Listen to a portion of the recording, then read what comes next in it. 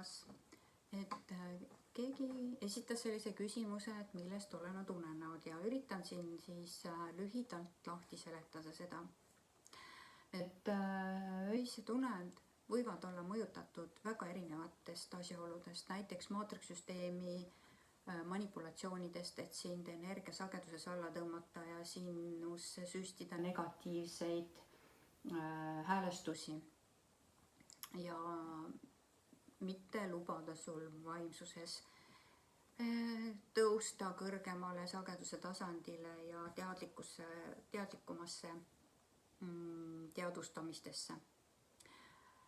Siis uned võivad olla mõjutatud päevasündmuste poolt, mida sa päeval läbi elasid, millistes olukordades olid, mis sa seal kogesid, kas olid positiivses või negatiivses emotsioonis nendes olukordades või näiteks kui sa oled päeval käinud seenel, ütleme, siis näha seeni unes või siis hoopis mõnda tuttavat või sõbrannat näha unes, kui sul temaga oli väga selline emotsionaalne siis vestlus või kohtumine või käisid mõnel kontserdil või teatrielamus oli.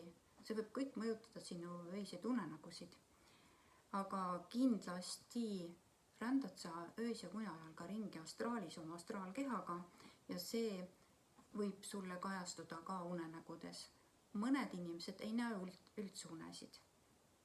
Aga tegelikult on see lihtsalt see, et ta ei mäleta.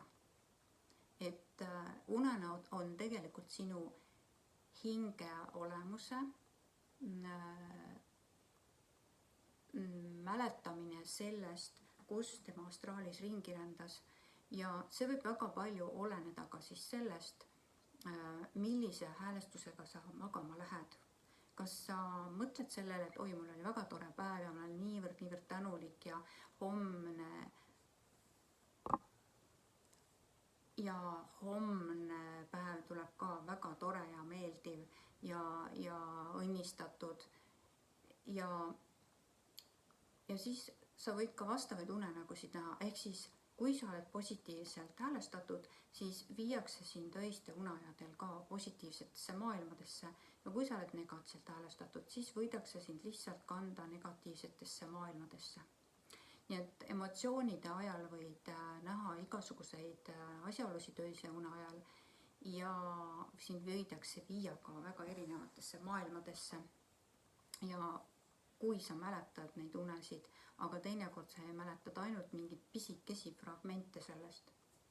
Sulle võivad tulla sinu hingeabilised, vaimsed abilised universumist, võib-olla teispoolusse läinud esivanemad või ka hetkel surnud sugulased või tuttavad tulla öises unes mingid sõnumid ütlema, just surnud inimene võib-olla hüvasti jätma ja teadvustama või teavitama sind, et tal on kõik hästi või siis esivanemad või vaimsed abilised tulevad sulle ennustama midagi ette, et kuidas mingi asi läheb või mida sul on vaja siis elus tähelepanu, millele pöörata. Et emotsioonid, millega sa voodisse lähed, on väga tähtsad ja selle jaoks ongi mitmed meetodid, et enda energiat tõmmata igalt poolt tagasi, enne kui sa voodisse lähed ja lõigata ühenduse niidid kõigi ja kõigega, kellega sa suhtlesid ja lävisid öise une ajal ära ja siis samamoodi kustutada astraalis kõik enda jäljed, mille järgi sind võidakse üles leida ja mõjutama hakata öise une ajal. Sest astraalne maailm on väga mitmekesine, me ei näe ka tolmulesta. See ei tähenda seda, et seda pole olemas. Kuna me seda astraalset maailma enamalt jaolt vähesed näevad, siis see ei tähenda seda, et seda pole olemas, kui me seda ei näe. Liikudes kõrgemale sagedustasandile hakkame nägema rohkemalt ja teadvustama rohkem, aga selleks tuleb ka nii-öelda valmisolek saavutada. Nii et loodame, et unenägudest ma enamalt jaolt sain lahti seletatud, nii et häälestage ennast positiivsusele ja meeldivatele asjadele ja mõttega, et oli tore päev ja on sügav uni ja sa võid magada nii kaua kui tahad, sul on rahulik, sügav ja kaitstud olek kogu ööune ajal. Ja et sa liigud ainult sellistesse astraalsetesse maailmadesse öise ajal oma astraalkehaga, mis on sulle siis heaolu andev ja sind siis taastav ja puhastav ja sulle armastust juurde andev, armastuse tunnet, ehk siis seda valguse, armastuse energiat, mida sa siis vajad, et olla siin maailmas siis positiivsuses ja teadvustades enda siis väärtuslikkust. Valgust armastust sulle, armas. Ja soovin sulle imelist kulgemist uues teadlikkuses, uues maailmas ja jälgimist enda reageeringutest.